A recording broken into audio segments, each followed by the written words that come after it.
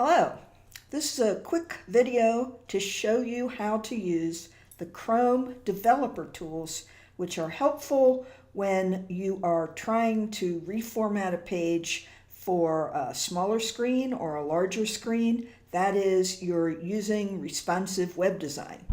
So in Chrome, you go to the View menu and you go down to Developer and you slide over to Developer Tools. You select that and the developer tools will open, usually here at the bottom. They may look more like this for you. If you want them to be at the side, you go over here and you choose a little icon. You can dock it on the left side, you can dock it on the right side. And of course, if it's on the right and you want to send it somewhere else, like to the bottom, you can do that too. One of the things we use developer tools for is to see how wide the screen is and to determine breakpoints. So if you look in the upper right corner of the page itself, you'll see this width coming on and off as I move the screen. So that's one thing, but that's not the only way that we determine device sizes.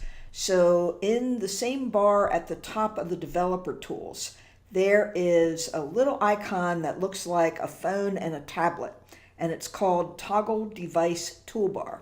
And when you click that, you get options on a menu such as Galaxy S5, iPhone 6, 7, 8, iPhone 10, iPad, and so forth. And when you choose one of these, you get a representation of the actual width of that device.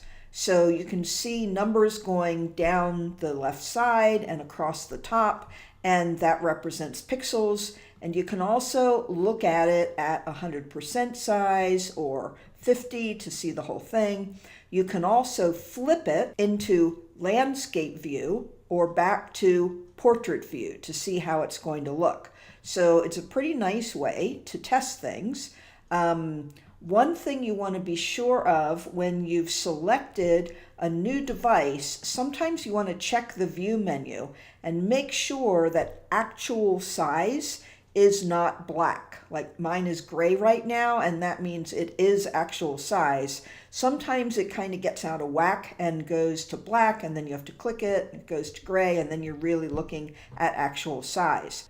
Anytime you aren't seeing the whole thing, you can pick a smaller percentage. Anytime you kind of want to check how big text is going to be and that kind of thing, you can go to 100%.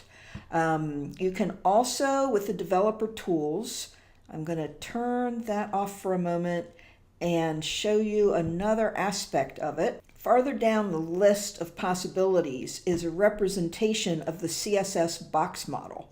And by rolling over this, you can see where margins and padding and border have been applied to the entire page. And by rolling over elements in your code, you can see the same color scheme showing you where are margins, where is the actual content, whether there are borders or padding.